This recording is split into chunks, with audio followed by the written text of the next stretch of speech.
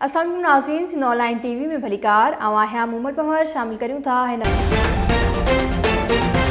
नाज़रीन। कंडियारो जे बासरनि जी नाइंसाफ़ियुनि ऐं ज़ुल्मनि ख़िलाफ़ ॻोठ अली नवाज़ ॾेपर जे रहवासी अब्दुल ख़ालिक ॾेपर ऐं ॿियनि नेशनल प्रेस क्लब कंडियारो अॻियां एहतिजाजी मुज़ाहिरो कयो।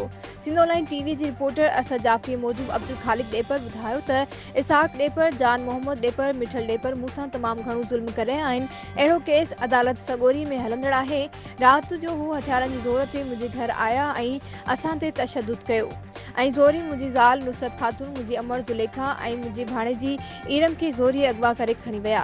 काल 4 बजे धारे हू मोॾे आया त हल तोखे तुंहिंजा घर भाती मोटाए था ॾियूं। जॾहिं असां लकड़ा होटल वटि पहुतासीं त अॻियां हिकु कार बीठल हुई जंहिंमें हथियारबंद वेठल हुआ, जिन मां मूंखे मुझु खोसो ऐं अली नवाज़ खोसे खे सुञातो आहे, जेके मूंखे मारण जे इरादे सां बीठा हुआ।